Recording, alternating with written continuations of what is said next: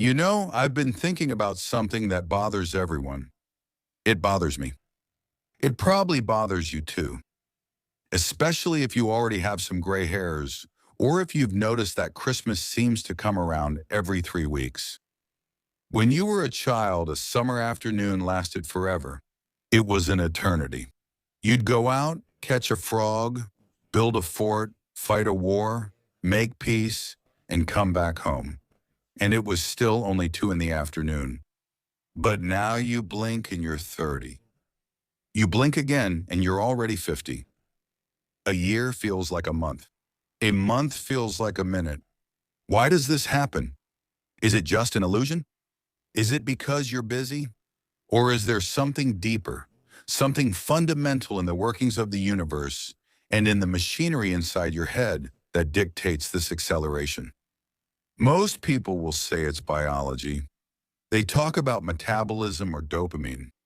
All right, that has its value. But I'm a physicist.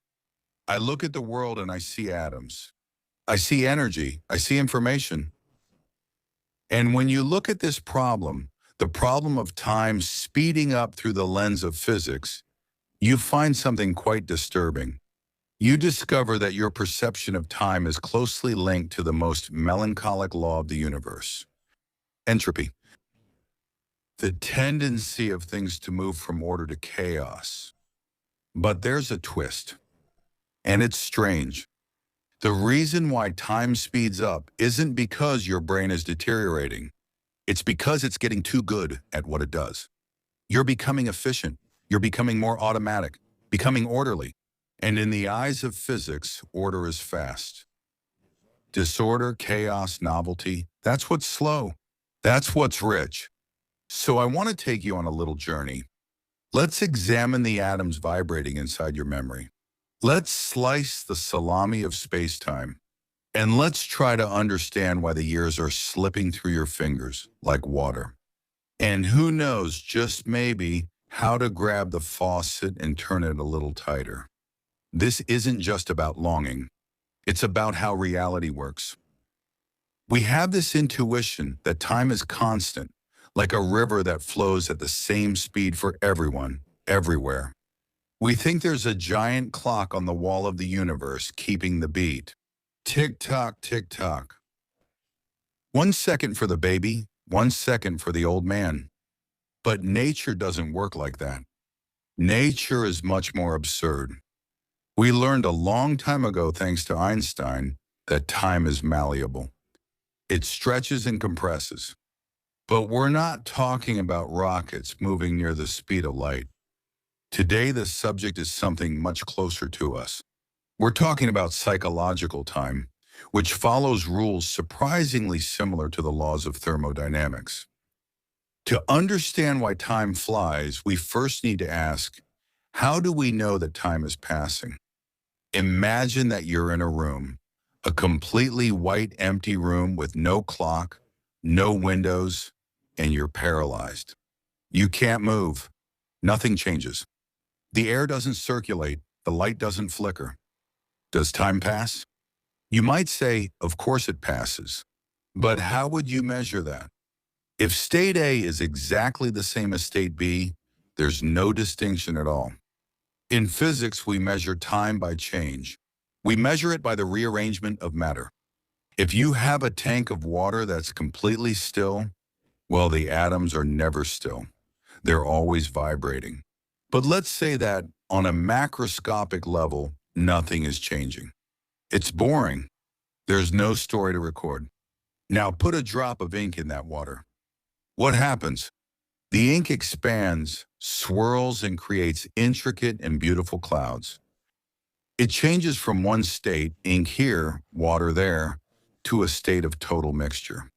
This process, this transition from order to chaos, is what creates the arrow of time. It's what creates a story. Your brain does exactly the same thing. It's a machine that records the swirling of the ink. It records the transformation. Here's a simple analogy that I want you to keep in mind. Imagine that your memory is a movie camera, but not an ordinary camera that films at a constant speed. It's a smart camera. When you're young, let's say 5 years old, everything is new. Absolutely everything. The way sunlight illuminates the dust particles on the floor, you've never seen that before. The way a dog runs, new. The taste of a strawberry, new. Your brain receives this input, this chaotic flood of brand new data, and says, my God, this is relevant. I need to remember all of this. Then the camera in your head speeds up. It starts filming at 120 frames per second. It captures every tiny detail. The texture, the smell, the brightness, the sound. It's recording a monumental amount of information. The entropy of the signal is high. In other words, it's unpredictable. Now fast forward in time, you are 40 years old. You wake up, brush your teeth. You've brushed your teeth over 10,000 times. You drive to work. You've already driven down that road 3,000 times. You sit at your desk. You know exactly what your boss is going to say before he even opens his mouth. Your brain analyzes this input and concludes, I already know this. I recognize this pattern. I don't need to waste energy recording it again. I already have the IF archived. So what does the camera do? It slows down. It reduces the frame rate. It shoots 2 frames per second. It records a frame of you brushing your teeth, then a frame of you arriving at work, then a frame of dinner. Cut in half. Compress the data. And here is the central point. This is where the illusion happens. When you play the movie, when you revisit your life in memory, you watch it at a constant speed. The movie of childhood was recorded at 120 frames per second. So, when you watch it, it plays in slow motion. It's rich, it's full of details. A single afternoon stretches out because there's so much inside it. The movie of adult life was filmed at 2 frames per second. When you play it back, it looks like those old silent movies where everyone runs around sped up. Zoom, zoom, zoom. An entire week goes by in a blur. You went to work, came home, slept. That's it, 3 frames. Look, the physics of information tells us that the perception of duration is proportional to the amount of new information recorded. But we need to go deeper. Saying that the camera just slows down is an oversimplification. We need to understand why the brain does this and what it has to do with the fundamental nature of the universe. We need to talk about atoms and probabilities. Everything is made up of atoms. You, me, the air, the screen, the one you're staring at right now. And these atoms always do the same thing. They vibrate, they keep bumping into each other. In my classes, I usually talk about a box of gas. You have billions of molecules bumping into each other. If you put them all in one corner, that's order, it's a special state. But very quickly they collide and spread out until they fill the whole box. That's disorder, that's high entropy. Nature loves high entropy. Nature loves to mix things up. It's very easy to make a mess and very hard to reorganize. You can scramble an egg, but you can't unscramble it. Your brain is a physical system fighting against that. It's trying to make sense of the world. It's trying to find order within chaos. When you're young, the world presents itself to you with high entropy, a lot of disorder, many things you don't understand yet. Your brain needs to work frantically to map all of that. It needs to build the neural pathways. It is literally modifying its structure to accommodate this new reality. That consumes energy. It takes effort. And this intense processing marks the passage of time in a profound way. But as you get older, you build a model of the world. You create order. Dentro da sua cabeça. You develop predictions. I'll use the analogy of reading. Imagine that you're learning to read at the age of 5. You look at a sentence and need to analyze each letter individually. Cat, cat, runs, runs. You are processing the raw data bit by bit. It takes a long time to get through a page. The experience is dense. Now imagine that you are an adult reading that same page. You don't look at the letters or even the words half the time. You scan. Your brain sees the shape of the paragraph and anticipates the meaning. You're not reading, you're recognizing patterns. That's data compression. In information theory, we know that if a message is predictable, it carries very little information. If I send you a message with a readable way, and you know I'm going to send A's, I'm not telling you anything new. The informational content is almost zero. But if I send you Q7 for 9 liters, that's unpredictable. That has high information content. As you get older, your life becomes a sequence of AAA. Your brain is efficient. He says, one more A. I'll just write it down, same as yesterday. You stop recording atomic vibrations since they appear unchanged from yesterday. And since you're not picking up the details, when you look, there's nothing to hold on to. The timeline collapses. I want to offer you a different image to keep in mind, one that deals with the way we perceive space-time itself. In physics, we often think of space-time not as a flowing river, but as a block, a solid block of existence, past, present, and future all coexisting. Think of it like a salami, a long, infinite salami. If you slice the salami, each slice is an instant. Now. If you look at the salami of a young life, the ingredients are wild. One slice has a piece of pepper, the next has a clove of garlic, the following one has a completely different texture. Each slice is distinct. When you stack and examine them, you can easily tell them apart.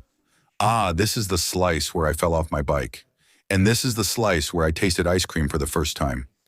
But look at the salami of a routine life. It's processed meat. It's uniform. Each slice is identical to the previous one. If I show you slice 4000 and slice 4005, you can't tell the difference. They're the same. In information theory, if two states are identical, they are effectively the same state. So your brain, in its infinite wisdom, merges them. It takes 5 years of routine, 5 years of the same commute, the same breakfast, the same TV shows, and compresses them into a single thin slice of memory titled work. You didn't lose time. You just didn't record it. You didn't give the atoms a chance to vibrate in a way that was worth preserving. That brings us to something very intriguing about the arrow of time. We usually say that time moves forward because entropy increases. Things get messier. But inside your head, as you get older, the entropy of new memories decreases. You're not generating new disorder. You're generating order. You're creating patterns. And although order seems safe, although order seems comfortable, order is the thief of time. It's paradoxical, isn't it?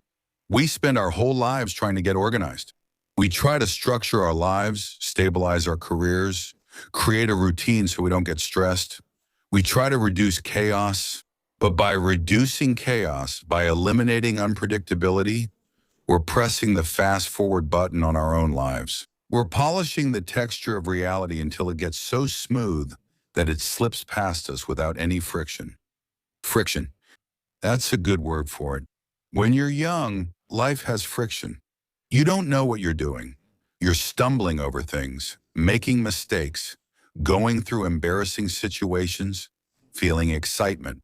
That friction generates heat, generates data, stretches time. When you're already old and settled, you slide without resistance, go through the day without friction, and because you slide, you don't feel the movement. A relatividade nos diz que If you move quickly through space, you move more slowly through time. This psychological relativity works the other way around. If you move quickly through your day mentally, on autopilot, with zero resistance, you move quickly through your life. That's kind of scary. I admit that when I think about it, I also get apprehensive. You look at the calendar and realize that another decade has simply disappeared. But this isn't just about pessimism and melancholy. Understanding the mechanism means we can interfere with it. We can reprogram the system. If the brain measures time by changes of state, and if it compresses predictable data, then the solution to slow down time is obvious. It's not about living longer. It's about increasing the density of information in the time you already have. You need to inject chaos back into the system. You need to force your atoms to vibrate in new configurations. If you take the same route to work every day, your brain puts you to sleep. Choose a different route. It's less efficient. It takes longer. Great. That's exactly the point. You want it to take longer. You want to force your brain to wake up and pay attention to the street signs again. If you always eat the same thing, brush your teeth with the same hand, talk to the same people about the same things, you're already dead inside. You're a machine running in a loop. To feel alive, to make the year feel like a real year, you need to be inefficient. You need to feel a little lost. You need to learn something difficult. When you learn a new language, learn to play an instrument, or simply walk down a street you've never been on before, you're resetting your camera's frame rate. You're forcing your brain to say, wait, I don't recognize this pattern. I need to record this at 120 frames per second. And suddenly the afternoon stretches out. Suddenly you're back to that summer afternoon from your childhood. It's uncomfortable. What's new is always uncomfortable because it requires energy.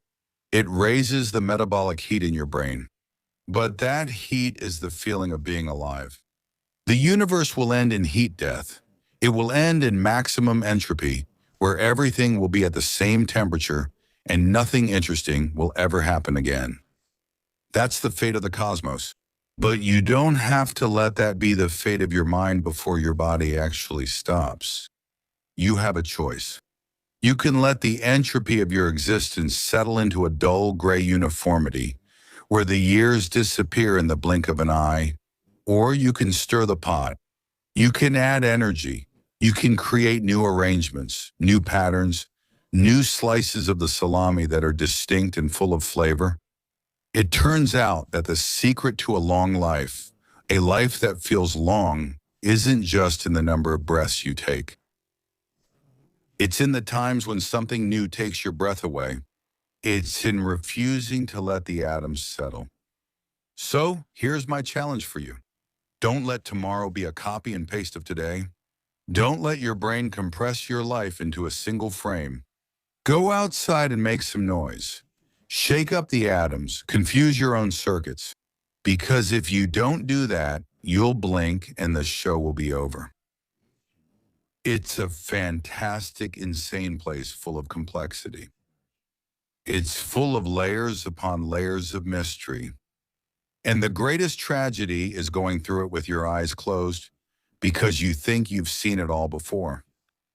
You haven't. Honestly, you haven't.